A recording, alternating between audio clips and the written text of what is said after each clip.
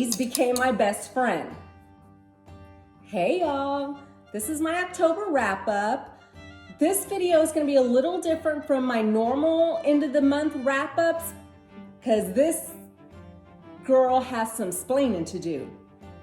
The first book I read was Bright Young Women by Jessica Knoll. It's about the Chi Omega sorority house murders that took the lives of Lisa Levy and Margaret Bowman. And it also, he attacked Karen Chandler and Catherine Clean. And on the same night, he attacked Cheryl Thomas. I'm not saying his name because Jessica Knoll never addresses his name in this book, which I thoroughly enjoyed. We seem to sensationalize murderers and not the victims, and I enjoyed that. This book plays heavily on feminine emotions because I was yelling at this book saying, that is not what she said. Are you listening to the words that are coming out of her mouth? Yes, I did say that. I enjoyed the book, but Jessica Knoll's The Luckiest Girl Alive is still my all-time favorite book. I ended up getting into a reading slump after that, so I downloaded Twas the Bite Before Christmas by David Rosenfelt. Y'all know he's my favorite author. I love Andy Carpenter. The formula that he writes the Andy Carpenter series in is always the same. It's always hilarious and witty and always ends in a Perry Mason, Matlock gotcha moment. And I love that. Then I really went into a reading slump. But my thinking was, I had surgery on the 14th. I'm like, well, I'm going to be off for 2 weeks. Let me enjoy this reading slump. I can spend 2 weeks on this couch just reading, gobbling up all the books. That didn't happen. I spent the first 2 days hallucinating. The third day, I tried reading, let me see. We Are Legion, We Are Bob. I didn't get very far. I couldn't concentrate on the book. I will finish this book because I like science and I like the direction this book is going. Then I tried reading Hiddensee. Yeah, I'm DNFing this book. The main character in this book was raised on a farm. And there's this, I don't want to call it sex scene because it wasn't. It was highly embarrassing and cringy, and I just can't. I'm sorry, Gregory Maguire.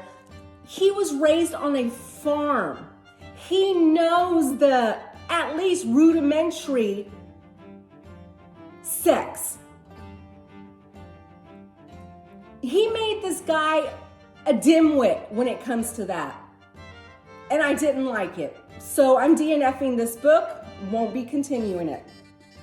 Then I read Legends and Lattes, and I love it when a book gives just a little hint of LGBTQ in their books. And this is what I thought of the book totally. Legends and Latte by Travis Baldree. If you're going into this book thinking cozy fantasy, you are going to be completely bored. This book is more of a palate cleanser. Yes, there are fantasy aspects in this book. Magic, orcs, succubus, humans living together with cryptids. This book is about an orc who hangs up her sword and opens a coffee shop.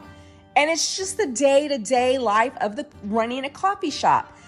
Yes, there are issues in the town that she has to deal with. And along the way, she finds a found family.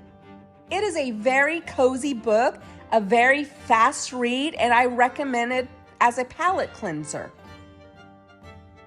I'm still naked. I'll remedy this next week.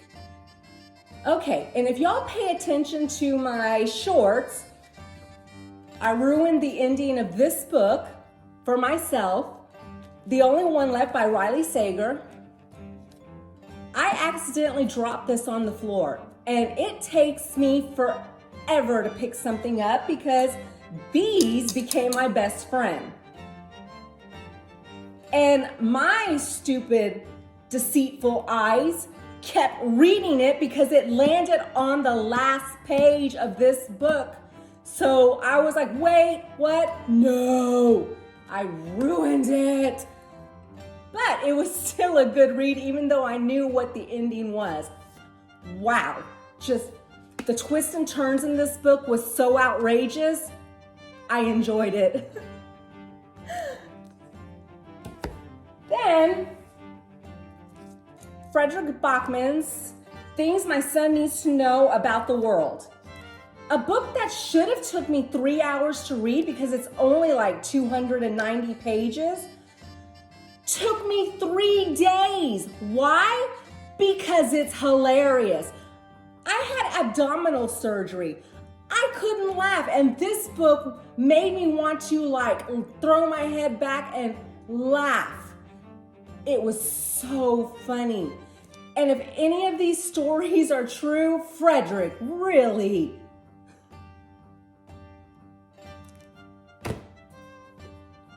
And I never ever opened this book. Not even once. And this book, I am seriously contemplating reading it. The Art, the Read, and the Fire Cloud by Jenny Cote. My dad married into a Mexican family. I have never heard so much R rolling since I was 16 and left home. I'm only on page 10 and I'm sick of the R rolling. I'm highly contemplating DNFing this book, but I want to give it more than 10 pages. And that is it. That is everything I read and everything I didn't read. Thank you for watching. Bye.